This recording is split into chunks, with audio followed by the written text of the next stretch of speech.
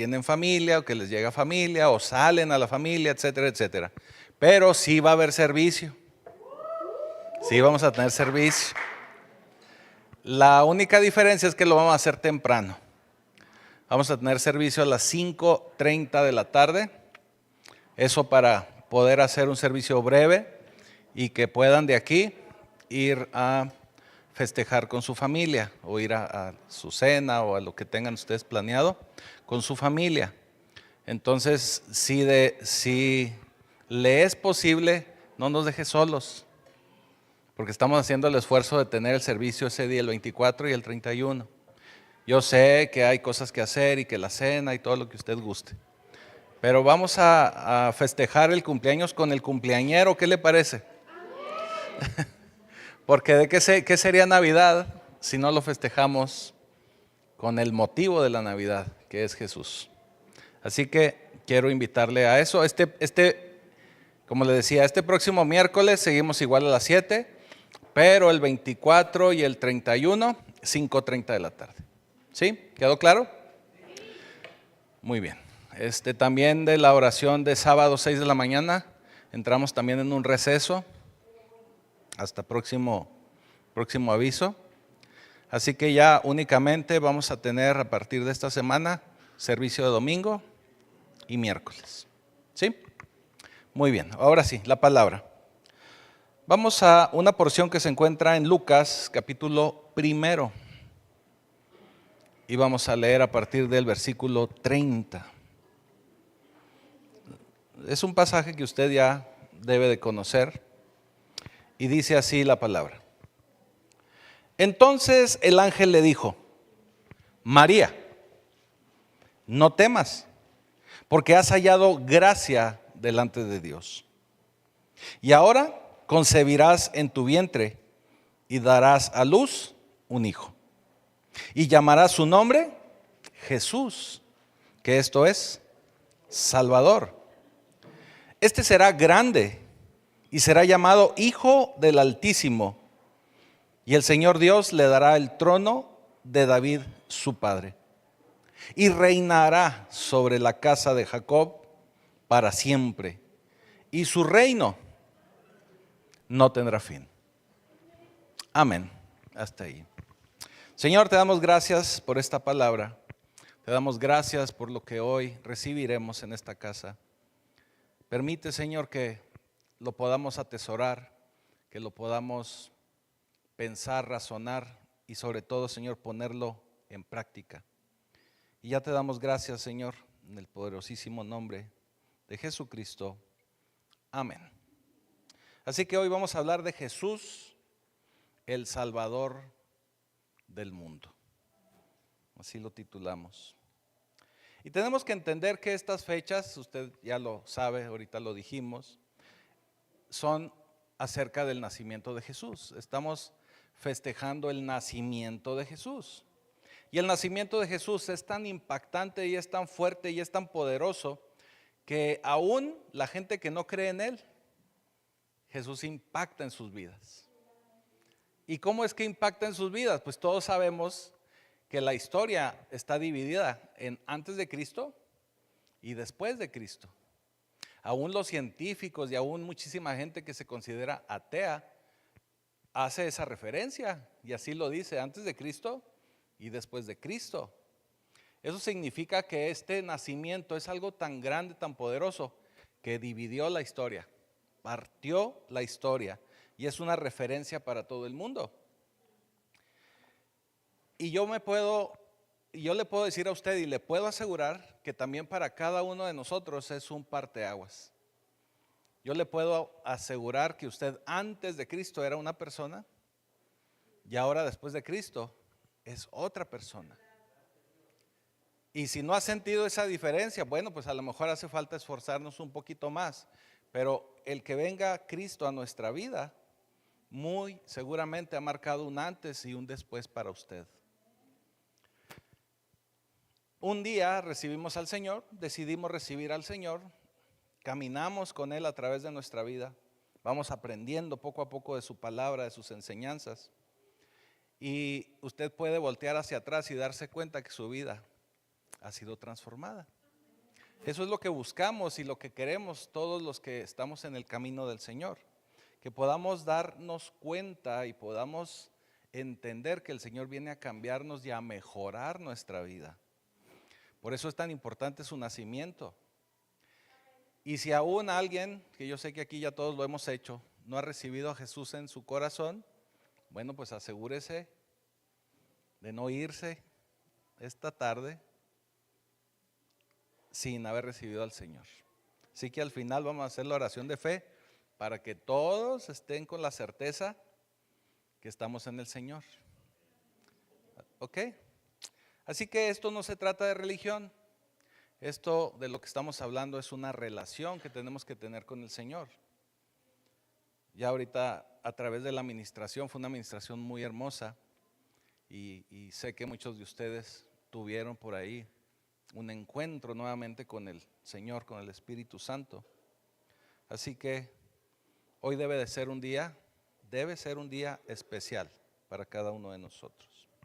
Y dice en el versículo 30, entonces el ángel le dijo a María, no temas, porque has hallado gracia delante de Dios. Aquí podemos leer y podemos observar que María recibe una visita angelical. Una visita que pues a cualquiera de nosotros le generaría inquietud.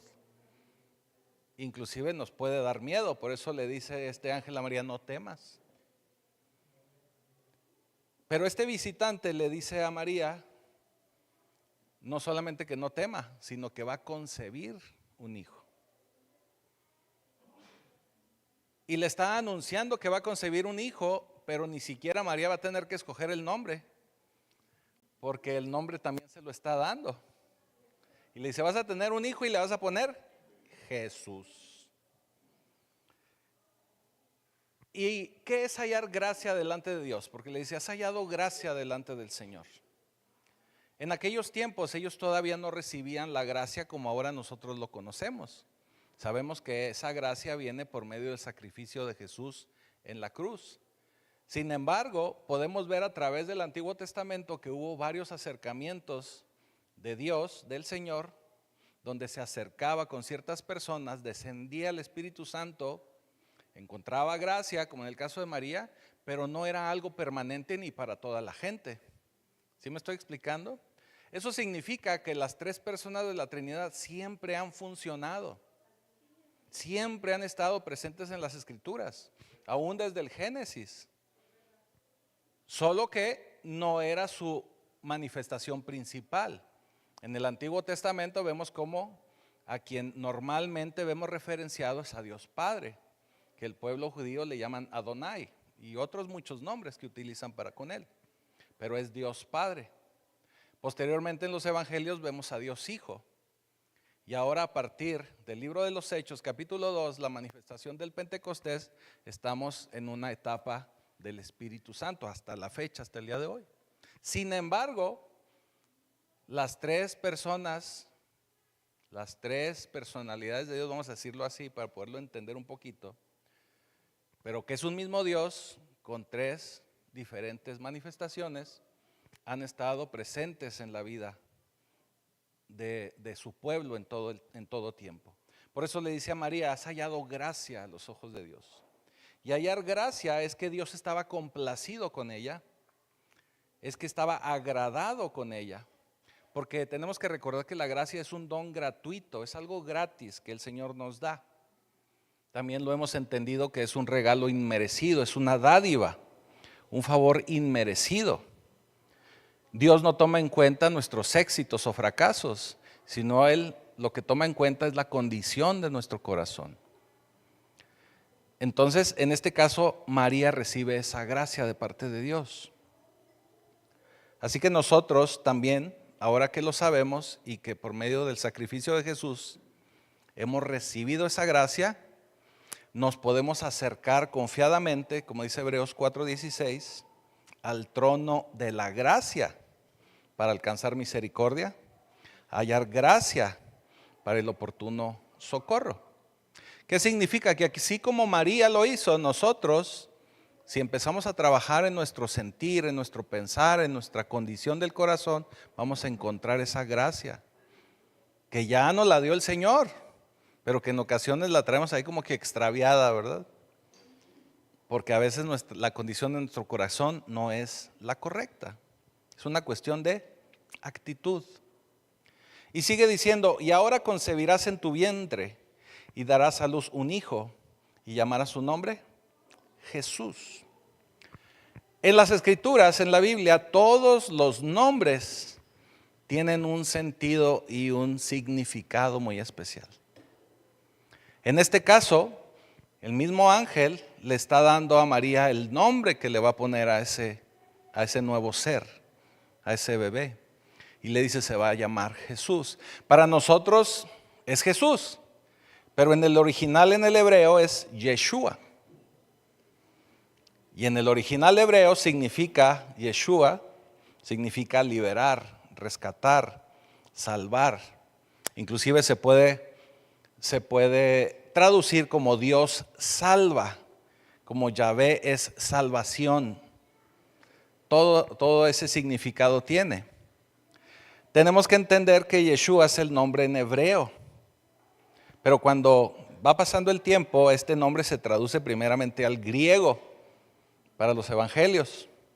Entonces ahí en la traducción del griego se convierte en Jesús, con I y latina, Jesús. Y ya posteriormente, al entrar en nuestros idiomas latinos, se traduce como Jesús. Esa es la razón por la que le decimos Jesús. Ahora, mucha gente ha agarrado de moda, y lo tengo que decir, y en muchos lugares y hasta se enojan, ¿verdad? Dicen, no, es que es Yeshua. Pues sí, pero pues para nosotros en español es Jesús. Y es lo mismo. Es como si yo me pongo y me peleo, y no, a mí me tienen que decir Peter. O sea, me llamo Pedro, pero pues en inglés es Peter, ¿verdad? O sea, y a lo mejor Peter Parker, pero ¿sí me estoy explicando? O sea, no tenemos por qué pelear o por qué entrar en conflicto por una cuestión idiomática, o sea, por una cuestión de idiomas. No tenemos que hacer eso. Estamos hablando de la persona. Ahora, el que usted diga Yeshua o diga Jesús no le da más poder o le quita poder. O sea, el nombre es el nombre de Jesús. Es el nombre que está sobre todo nombre. Así que este nombre va a ser el nombre de un niño, que no será un simple niño, sino es un niño extraordinario, no es un niño cualquiera. Por eso en el versículo 32 dice, y este será grande. Será llamado Hijo del Altísimo, y no se está refiriendo a grande de altura, o sea, por eso Hijo del Altísimo no. No es grande por ser Hijo del Altísimo, sino será grande por lo que Él va a ser. Hijo del Dios Altísimo. El Señor Dios le dará el trono de David, su padre. ¿Por qué le dice el trono de David su padre? Pues porque Jesús es también descendiente de David. ¿Y cómo es que será hijo del Altísimo? Por eso Juan en el capítulo 1, versículo 14 nos dice, y aquel verbo fue hecho carne y habitó entre nosotros y vimos su gloria, gloria como del unigénito del Padre, lleno de gracia y de verdad. Cuando se refiere a qué es el verbo, se refiere a qué es la palabra de Dios. Toda la Biblia, toda la palabra de Dios es también Jesús. Ahí usted encuentra a Jesús. Toda la escritura, desde Génesis hasta Apocalipsis, ahí está Jesús. Yo le recomiendo que cuando usted lea la escritura, busque a Jesús en cada uno de los versículos. Debe de encontrarlo. A lo mejor no en cada uno de los versículos, pero en cada pasaje tiene que encontrar a Jesús. Jesús es el principal personaje de la escritura. Ahora, Jesús nace de María. Y María hace una pregunta muy interesante. Y esa pregunta la vemos en Lucas 1:34. porque María le dice al ángel, ¿y cómo será esto? O sea, ¿y esto cómo va a ser? Porque llega el ángel y le dice, María, vas a concebir un hijo y le vas a poner Jesús. Imagínese una jovencita se cree que tendría alrededor de unos 15, 16 años. Y ella voltea al ángel y dice, está bien, ¿verdad? Pero, ¿y cómo? Porque no conocía hombre, no conocía varón. Entonces le dice, ¿y cómo será esto? Porque no conozco varón. En el 35, respondiendo el ángel le dijo, el Espíritu Santo vendrá sobre ti y el poder del Altísimo te cubrirá con su sombra. Por lo cual también el santo ser que nacerá será llamado Hijo de Dios. Así es, amén. Ahora sigue diciendo en el 38, porque esto es importante. Lucas 1:38. Entonces María dijo, he aquí la sierva del Señor. Hágase conmigo conforme a tu palabra. Ahora dígale en nuestra época actual a una jovencita que llegue un ángel y le diga, oye, vas a concebir, le vas a poner así al niño, ¿y cómo va a ser? Pues va a llegar una sombra, la sombra del Espíritu Santo. ¿Usted cree que la jovencita le dice, no, sí, claro que sí? No, hombre, ¿y por qué yo? Si yo ya tenía planes, si me voy a ir a la universidad, si yo estoy esperando el festejo de mis 15. Digo, le estoy poniendo una situación hipotética, ¿verdad? ¿A qué me refiero? Que María fue muy dócil, fue noble, fue obediente. En la actualidad usted dígale cualquier cosa a un joven, ¿verá cómo se le pone? Si yo ni en Dios creo, ¿y por qué yo? Digo, si alguien dice ni yo en Dios creo, pues no va a encontrar gracia delante de Dios, obviamente. Pero sí me estoy explicando. Estas palabras que dice María es precisamente lo que nos habla de la condición de su corazón y la razón por la que encuentra gracia delante de Dios. Porque aún nosotros, hermanos, cuando leemos la palabra de Dios, híjole, como que a veces también nos remolineamos ahí en la silla, ¿verdad? Porque la palabra de Dios normalmente no es cómoda para nadie. Obviamente para la carne menos. Pero María dice aquí, la sierva del Señor, y hágase conmigo conforme a tu palabra. Y en ese momento el ángel se fue de su presencia. Así que la semilla de la mujer fue fecundada por el Espíritu. ¿Será como una copia del Padre? Claro que sí, llevando esa misma naturaleza divina, pero también, obviamente, lleva esa semilla de hombre.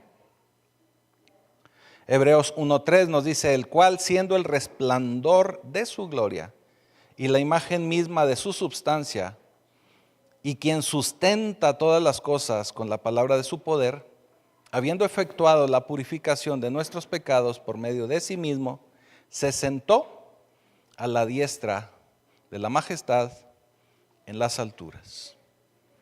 Este sería ese ser. Toda esa gloria en ese nuevo ser. Porque sería una copia de Dios Padre. Sería totalmente divino, totalmente Dios, pero también es totalmente hombre. Así que Jesús nace y nace como cualquiera de nosotros, como cualquier ser humano siendo hombre, pero también es completamente Dios. Ahora, algo bien interesante es que en el versículo 33 le dice el Señor, y reinará sobre la casa de Jacob para siempre, y su reino no tendrá fin. Aquí es una profecía que se está cumpliendo. Y una profecía que también está dando en ese momento el ángel, pero que es una profecía que viene desde el Antiguo Testamento. Este Jesús va a ser el cumplimiento de algo que se escribió en el Antiguo Testamento y que promete la venida de ese hijo de David. El Mesías reinará por siempre. Y la profecía la podemos encontrar en 2 de Samuel, capítulo 7, versículo 12, del 12 al 16. En este capítulo podemos ver esta profecía y podemos entender que es de esas cosas refrescantes que se encuentra uno en la palabra. Y dice uno, wow, el Señor en todo está atento, ¿verdad? No pierde ningún detalle de su palabra. David no solamente fue ese segundo rey después de Saúl, también fue obviamente un rey ungido, pero a este David Dios le hace una promesa y Dios establece ese pacto con David, precisamente porque también la Escritura nos habla y nos dice que David tenía un corazón como el del Padre. ¿Qué significa esto? Que podemos ver a una María dócil, sierva del Señor, diciendo, hágase conmigo como el Señor diga. Pero también podemos ver a un rey David que tenía un corazón de acuerdo al corazón del Padre. Un rey David que también encontró gracia delante de Dios. Por eso Dios establece pacto con David, garantizándole que iba a establecer un reinado eterno que vendría de su descendencia. Muchísima gente piensa que ese reinado y esa profecía se la estaba dando y se estaba refiriendo a Salomón, porque podemos ver que el reinado de Salomón fue uno de esos reinados poderosos, la época de oro, vamos a decir, del reino de Israel, pero no se estaba refiriendo a él, se estaba refiriendo al Mesías. Después de que el Señor le hace este pacto, o que establece este pacto con David, o que el Señor establece este pacto con el Señor, David quiere construirle un templo, quiere construirle casa al Señor. Y de acuerdo a la historia que conocemos, de acuerdo a esa historia, el profeta Natán se le acerca a David y le dice que no, que Dios está diciendo que no es necesario que él le construya casa, que realmente él se va a construir casa a sí mismo, que él le va a construir casa al reinado del descendiente de David. Todo eso es lo que, se lo estoy parafraseando para irnos temprano, ¿eh? Así que Dios le dice a David, tú me quieres construir casa, pero gracias, pero no es necesario. Así que para poder entender acerca de esta profecía de Samuel 7:12, vamos a leerla rápidamente, pero vámonos hasta al 11, vamos a empezar en el 11. Samuel 7:11 y dice, desde el día en que puse jueces sobre mi pueblo Israel, está hablando de la época de los jueces, a ti te daré descanso de todos tus enemigos. Asimismo Jehová te hace saber que Él te hará casa. Y cuando tus días sean cumplidos y duermas con tus padres, yo levantaré después de ti a uno de tu linaje, el cual procederá de tus entrañas, y afirmaré su reino. Él edificará casa en mi nombre, y yo afirmaré para siempre el trono de su reino. Por eso leíamos en los pasajes del inicio de Lucas que el ángel termina diciendo, y su reino no tendrá fin. Yo le seré a él padre, y él me será a mí hijo. Y si él hiciera mal, yo le castigaré con vara de hombres y con azotes de hijos de hombres. Está profetizando su pasión, su crucifixión. Pero mi misericordia no se apartará de él como la aparté de Saúl, al cual quité de delante de ti. y será afirmada tu casa y tu reino para siempre delante de tu rostro, y tu trono será estable eternamente. El Señor está prometiendo este reino para la descendencia de David.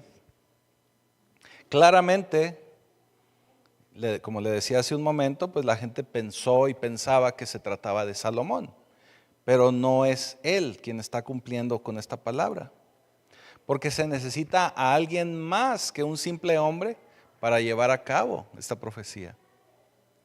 Un simple hombre no podía cumplir con ello, ni establecer un reinado permanente. Nadie podía hacerlo. Así que Jesucristo es el único y es el necesario para cumplir con esta palabra de Dios. Es el Hijo de Dios que completaría esta palabra. Ahora, tenemos que entender que Jesús es descendiente de David. Mateo nos muestra toda la descendencia desde David y nos da la descendencia total y completa hasta José. Y lo hace de esta manera porque de esa forma el Señor está asegurando que todos podamos saber y conocer que Jesús es descendiente de David. Quiero también que sepa usted, y es un dato nada más que le dejo por ahí, que después de la destrucción del templo de Jerusalén, se perdieron todos los registros del pueblo de Israel. ¿Qué había en esos registros? Haga cuenta que era el registro civil de Israel. Ahí es donde llevaban todos esos registros, donde fulanito, hijo de manganito, papá de perenganito, y así, pum, pum, pum, pum. Había toda esa descendencia y se perdió. Y lo único que queda registrado es lo que nos dice Mateo acerca de la descendencia de David hasta José. ¿Sí? Termina diciendo en Mateo 1:16, y Jacob engendró a José, marido de María. ¿Se fija cómo dice? Marido de María, del cual nació Jesús, llamado el Cristo. Algo bien importante aquí y que tenemos que notar es que no dice Jacob engendró a José, pero ya no dice José engendró a Jesús. ¿Se fija que no dice? Ya lo que dice es José, marido de María, de la cual nació Jesús, llamado el Cristo. Vaya, ya no dice que lo engendró, pero nos da el dato para que nos demos cuenta que legalmente era el papá de Jesús, legalmente, no de sangre, no de semilla, porque la semilla es del Espíritu Santo y de María. Sin embargo, legalmente sí era el papá. ¿Sí? ¿Lo estamos entendiendo? Ahora, Lucas nos hace la misma referencia, pero él llega hasta María.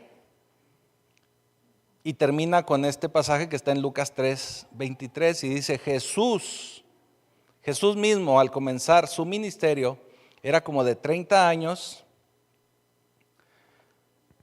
hijo, según se creía, de José, hijo de Elí. ¿Sí? Y usted me dirá, bueno, ¿y eso qué? Esto es bien interesante porque José no era hijo de Elí. Acabamos de leer en Mateo que José era hijo de Jacob. Entonces, ¿quién sí era hijo de Elí? O puedo decir hija de Elí. Pues María. Pero al casarse José con María,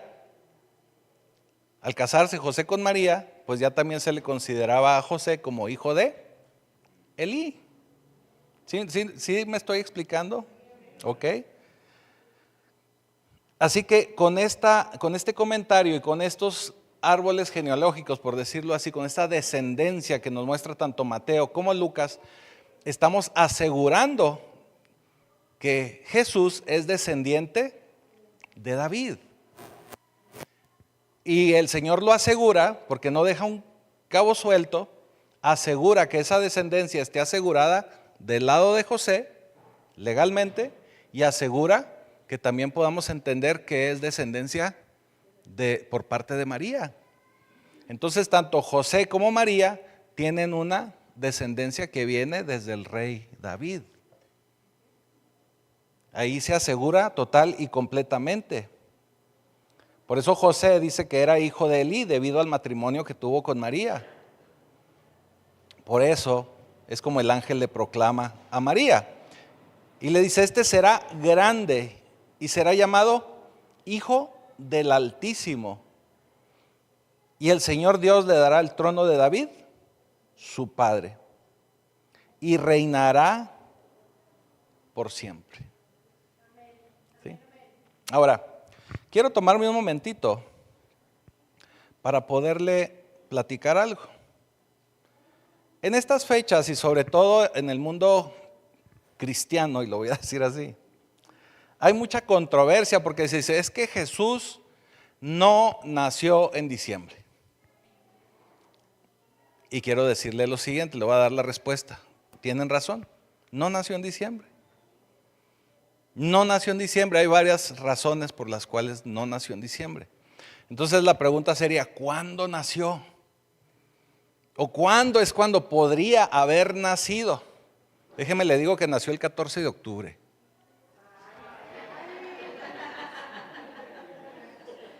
No se crea. No se crea. Pero podemos calcular el nacimiento de Jesús entre septiembre y octubre. ¿Cómo sabemos eso? Le voy a dar algunas razones. No hay nada totalmente escrito en cuanto a esto, pero es digamos que es la teoría más acertada, más cercana acerca del nacimiento de Jesús. Tenemos que recordar que el papá de Juan el Bautista, voy a tratar de hacerlo lo más claro posible, a ver si no me pierdo yo también. El papá de Juan el Bautista, de nombre Zacarías, era sacerdote del templo de Dios. Y tenemos que recordar desde los tiempos de Salomón, se dividieron los turnos para ser sacerdotes del templo. Y se dividieron los turnos en 24 grupos. Entonces le iba tocando a cada grupo un periodo de tiempo para poder realizar los servicios dentro del templo. ¿Sí? Ahora, Zacarías, el padre de Juan el Bautista, era sacerdote del grupo de Abías. ¿Sí? El grupo de Abías tenía turno hasta los días de aproximadamente que correspondían al marzo-abril, y se calcula que Zacarías terminó su turno como sacerdote en el verano de junio-julio. ¿Sí? O sea, empezó su turno como sacerdote, y cuando esos sacerdotes entraban a su labor sacerdotal, se dedicaban a vivir en el templo, estaban en el templo, no podían estar en casa, tenían que estar en el templo ministrando al Señor y ministrando el templo. Cuando terminaba su turno, entonces él regresaba a su casa, a su hogar. Entonces se considera que él terminó su turno sacerdotal, en el verano de junio-julio, más o menos. Tenemos que recordar que estas fechas son así porque ellos se mueven por un calendario lunar. Nosotros hasta la actualidad nos movemos en un calendario solar, que eso lo adquirimos de los romanos. ¿Sí? Entonces los turnos de ellos eran de esa manera. Por lo cual se considera que la concepción de Juan, o sea, cuando se embaraza Elizabeth, fue en esos meses, cuando Zacarías regresa de su turno sacerdotal. ¿Sí? Antes de eso, pues no estaba Zacarías, no había manera. ¿Sí? ¿Nos estamos entendiendo? ¿Por qué sacamos esa conclusión? porque dice que Elizabeth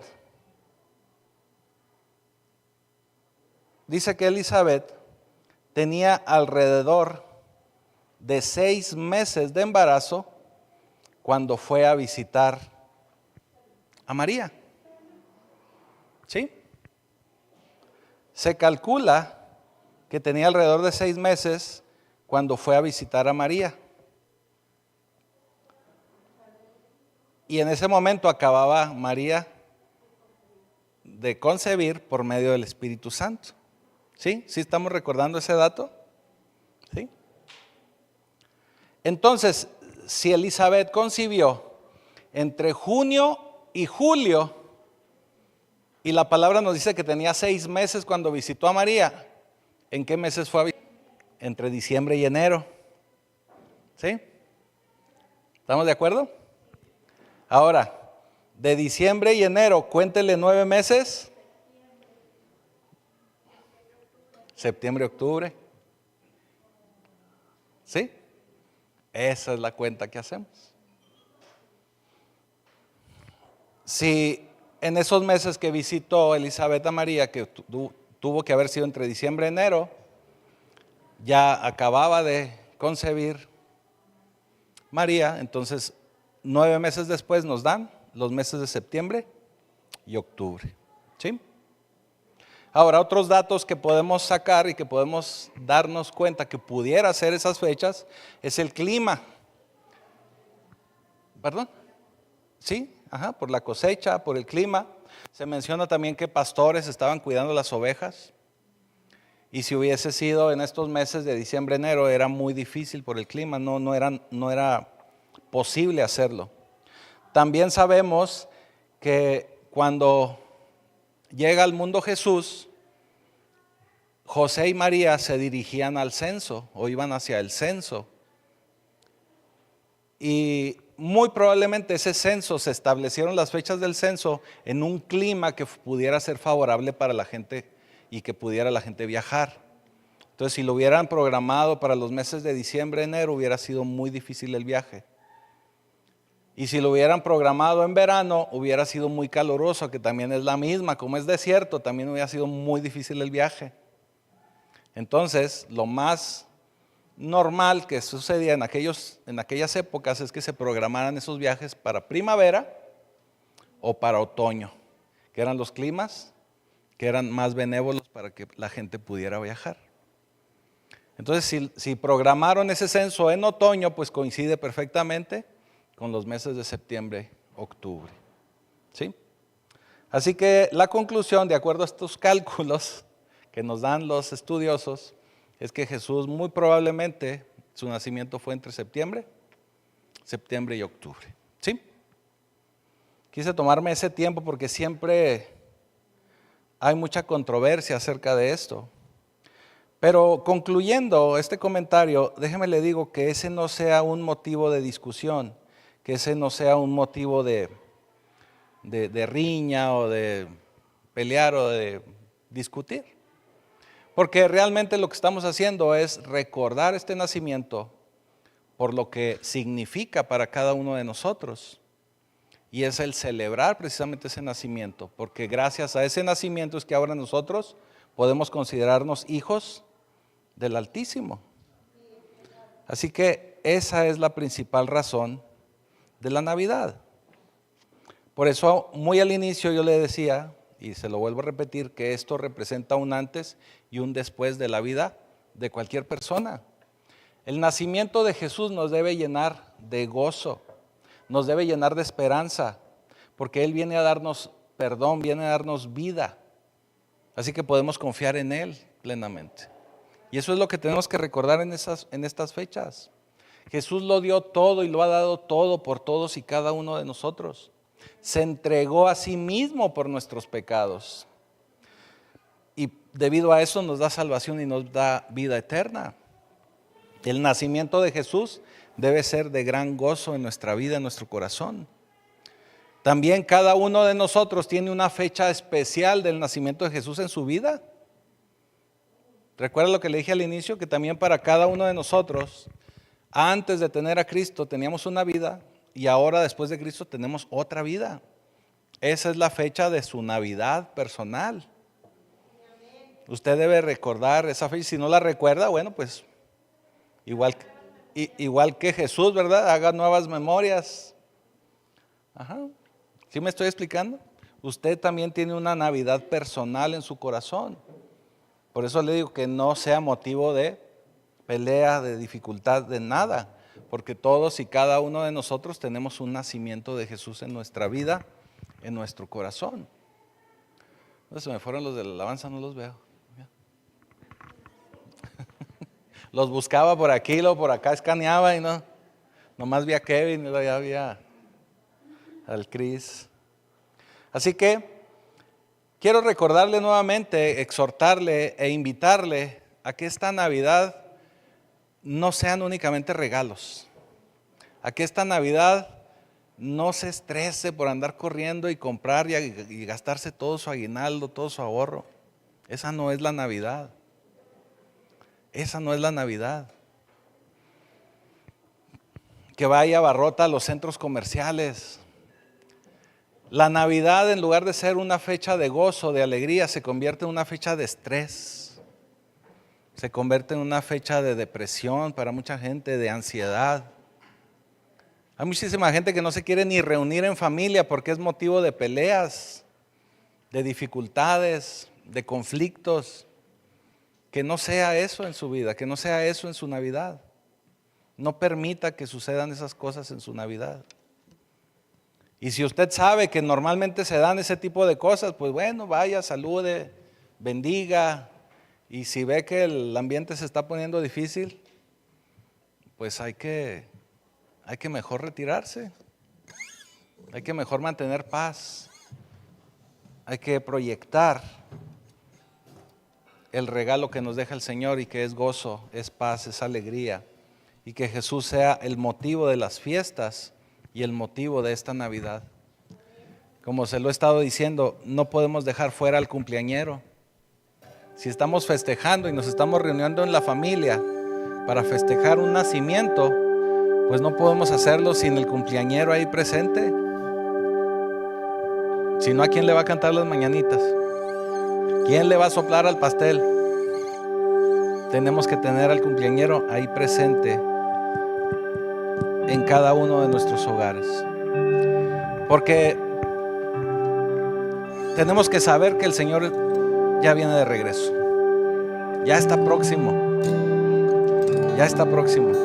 ¿Por qué sabemos que está próximo? Porque acabamos de leer que su reino no tendrá fin, que reinará por siempre. Él debe de estar presente en nuestra vida reinando actualmente, pero está próximo a venir porque también viene a establecer nuevamente su reino aquí en la tierra. Y como dice Apocalipsis 11:15, cuando el séptimo ángel tocó la trompeta, hubo grandes voces en el cielo que decían: los reinos del mundo han venido a ser de nuestro Señor y de su Cristo, y Él reinará por los siglos de los siglos. Así que Jesús tomará el reinado que tiene por derecho, ese reinado que viene desde el trono de David, pero también debe de tomar otro trono, y es el trono en la vida de cada uno de nosotros, de ustedes. El Señor tiene que entronarse en nuestro corazón, tiene que tomar ese primer lugar. Y recuerde que cuando hablamos de un rey, se hace y se vive de acuerdo a lo que el rey nos dice y nos guía. Así que sea el motivo de la Navidad el que nuestro Señor Jesucristo se entrone en la vida de cada uno de nosotros, porque Él regresará con gloria para reinar por la eternidad. Así que póngase de pie. Vamos a hacer la oración de fe. Si usted no ha tenido la oportunidad de hacerla, o la hizo pero siente que necesita refrendar esa promesa y ese compromiso con el Señor, este es el momento. Y es algo muy simple y muy sencillo. Solamente necesita declararlo como su Señor en su vida. Es importante que repita la oración, porque dice la Escritura que con el corazón se cree, pero con la boca se confiesa. Así que hay que hacerlo a viva voz, que se escuchen sus palabras. Y dice así: bendito Padre Celestial, Bendito Padre Celestial, en esta hora nos presentamos delante de ti nos presentamos delante de ti como pecadores. como pecadores. Te pido perdón, Te pido perdón porque el día de hoy porque el día de hoy he decidido he decidido recibir a Jesucristo tu Hijo recibir a Jesucristo tu Hijo como mi Señor. como mi Señor, Y a partir de hoy y a partir de hoy quiero que escribas mi nombre quiero que escribas mi nombre en el libro de la vida. en el libro de la vida. Ya te doy gracias, Ya te doy gracias porque a partir de hoy porque a partir de hoy puedo ser llamado puedo ser llamado Hijo del Altísimo. Hijo del Altísimo. Te doy gracias Te doy gracias en el poderoso nombre en el poderoso nombre de Jesucristo. de Jesucristo. Amén. Amén. Permítame orar por ustedes. Bendito Señor, Padre Celestial, te doy gracias por cada uno de tus hijos aquí reunidos.